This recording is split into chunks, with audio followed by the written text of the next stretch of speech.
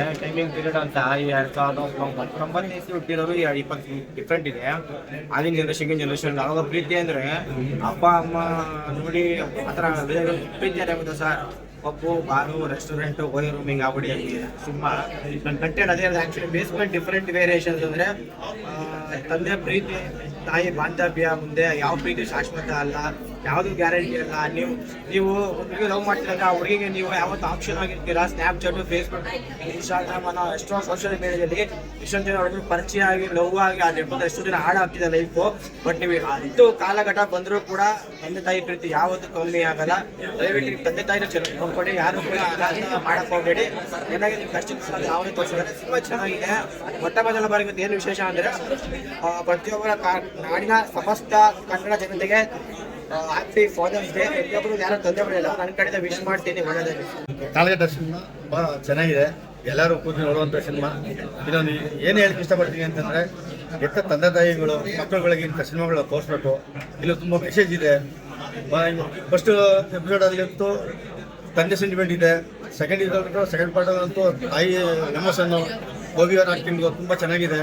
ಈ ಸಿನಿಮಾ ನೋಡ್ತಾ ಇದ್ರೆ ಪ್ರತಿಯೊಬ್ಬರು ಈ ಸಿನಿಮಾನ ತೋರಿಸಿದ್ರೆ, ಸಿನಿಮಾ ತೆಗೆದಿರುವಂಥ ಡೈರೆಕ್ಟ್ರಿಗೆ ಇರ್ಬೋದು, ಆಕ್ಟ್ ಮಾಡಿರುವಂಥ ನಮ್ಮ ಕಲಾವಿದರು ಇರ್ಬೋದು, ತುಂಬ ಸಪೋರ್ಟ್ ಮಾಡ್ದಂಗೆ ಆಗುತ್ತೆ. ಮತ್ತು ಇನ್ನೂ ಹೆಚ್ಚಿನ ಸಿನಿಮಾಗಳು ಬರಬೇಕು ಕನ್ನಡ ಸಿನಿಮಾ ರಂಗದಲ್ಲಿ.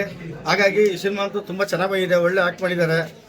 ಹಾಗಾಗಿ ಸೆಂಟಿಮೆಂಟ್ ಇದೆ, ಕಾಮಿಡಿ ಇದೆ, ಒಳ್ಳೆ ಮೇಕಿಂಗ್, ಲೊಕೇಶನ್ ಎಲ್ಲ ತುಂಬ ಚೆನ್ನಾಗಿದೆ.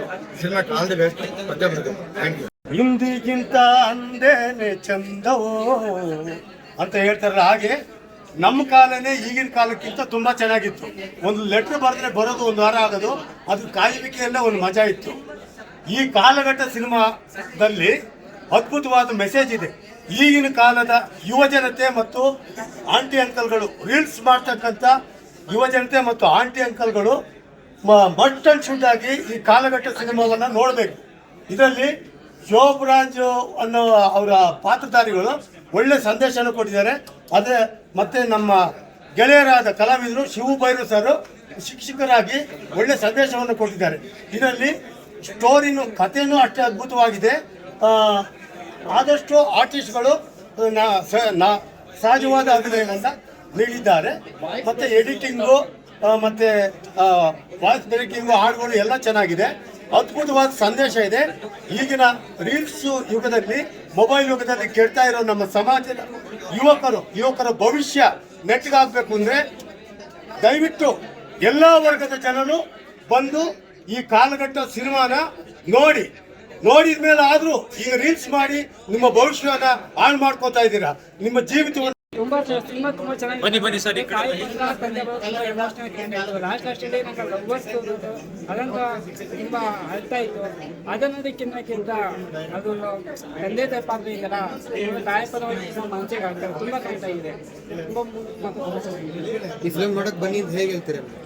ಹೇಗೆ ಹೇಳ್ತಿರತ್ತಂದ್ರೆ, ಒಂದು ಪಾತ್ರ ನಾವು ಏನಂತಂದ್ರೆ, ನಾವು ಏನೇ ಒಂದು ಪಾತ್ರ ಮಾಡ್ಬೇಕಂತಂದ್ರೆ ಎಮೋಷನ್ ಮಾಡ್ತೀವಿ. ಸೊ ಜನ ಅದನ್ನ ನೋಡ್ಬಿಟ್ಟು ಇನ್ನೊಬ್ರು ಮುಂದೆ ಹೇಳಿದ್ರೆ, ಅದು ನಮ್ಗೆ ಇವಾಗ ನನಗೆ ಹೆಂಗೆ ಇಷ್ಟ ಆಯ್ತು, ಇನ್ನೊಬ್ರು ಮುಂದೆ ಹೋಗಿ ಹೇಳಿದ್ರೆ ಸೊ ಅವ್ರಿಗೂ ತುಂಬ ಇಷ್ಟ ಆಗುತ್ತೆ. ಸೊ ಮೂವಿ ನಾವು ನೋಡಿದ್ರೆ ತುಂಬ ಚೆನ್ನಾಗಿದೆ. ನೋಡ್ಬೇಕು ಎಲ್ಲ ಮೂವಿ ತುಂಬ ನೋಡಿದ್ರೆ ತಂದೆ ಎಷ್ಟು ಲೈಫಲ್ಲಿ ಈಗ ಈ ಸಿಚುವೇಶನ್ ಏನಿದೆ 26 ಹೇಗೆ ನಡೀತಿದ್ವು, ಮುಂದೆ ಹೇಗೆ ನಡೀತಂತ ಯಾರಿಗೂ ಗೊತ್ತಿಲ್ಲ. ಮುಂದೆ ಹೇಗೆ ನಡೀತಿದೆ, ಅದು ಮುಂಚೆ ಕಾಲನೇ ಬೇರೆ ರೀತಿ, ಜನ ಕಾಲನೇ ಬೇರೆ ಥರ ಇದೆ. ಸೊ ಈಗ ಮುಂದೆ ನಡೀಬಾರ್ದು ಅನ್ನೋದು ಒಂದು ತುಂಬ ಕನೆಕ್ಟ್ ಆಗುತ್ತಲ್ಲ, ತುಂಬ ಇಷ್ಟ ಆಗುತ್ತಲ್ಲ. ಈಗ ಮುಂದೆ ನಡೀಬಾರ್ದು, ನಡೆದ್ರೆ ಮುಂದೆ ಎಲ್ರಿಗೂ ನಮಸ್ಕಾರ. ನನ್ನ ಹೆಸರು ನಿಖಿಲ್ ಅಂತ. ಕಾಲಘಟ್ಟ ಸಿನಿಮಾದಲ್ಲಿ ನಟನಾಗಿ ಅಭಿನಯಿಸಿದ್ವಿ. ಬಂದಿರೋ ಜನಗಳೆಲ್ಲ ಅವರು ಎಮೋಷನ್ಗಳು ನೋಡ್ತಾ ಇದ್ರೆ ನಮಗೆ ತುಂಬ ಖುಷಿ ಆಗ್ತಿದೆ. ನಾವು ಏನು ಸಿನಿಮಾದಲ್ಲಿ ಚಿಕ್ಕಪುಟ್ಟ ಇದನ್ನ ಇಂಪ್ಯಾಕ್ಟ್ನ ಮಾಡಿದ್ದೀವಿ ಅಂತ ಅನ್ಸುತ್ತೆ.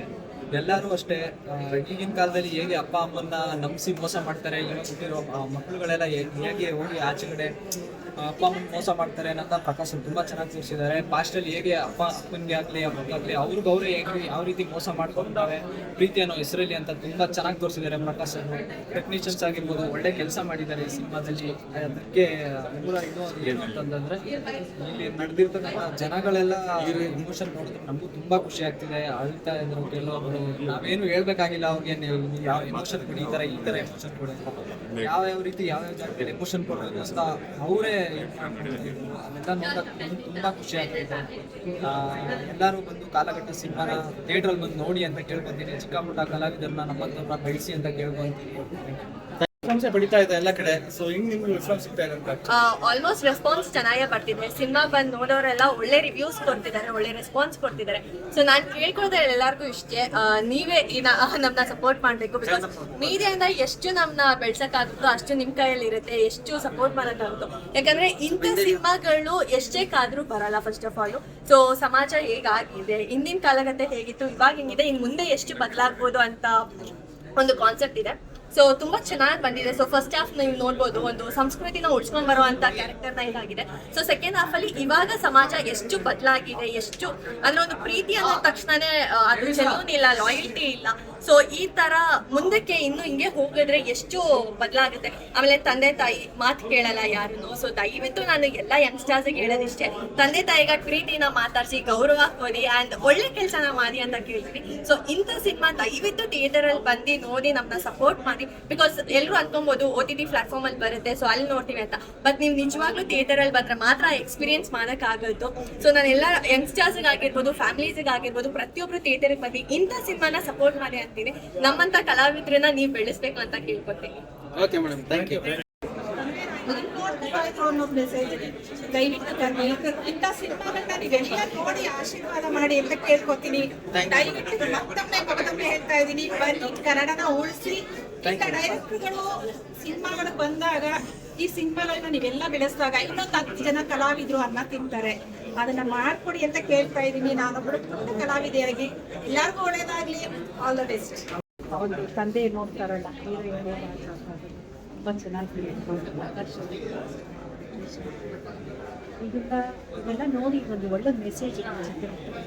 ಎಲ್ಲರೂ ನೋಡಿ ಸೆಲ್ಫ್ ಇಟ್ಕೊಂಡು ಒಳ್ಳೆ ಮೆಸೇಜ್.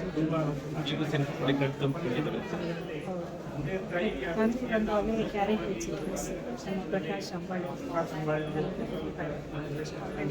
ಚಿಕ್ಕೇಗೌಡ, ಕನಕವಾಣಿ,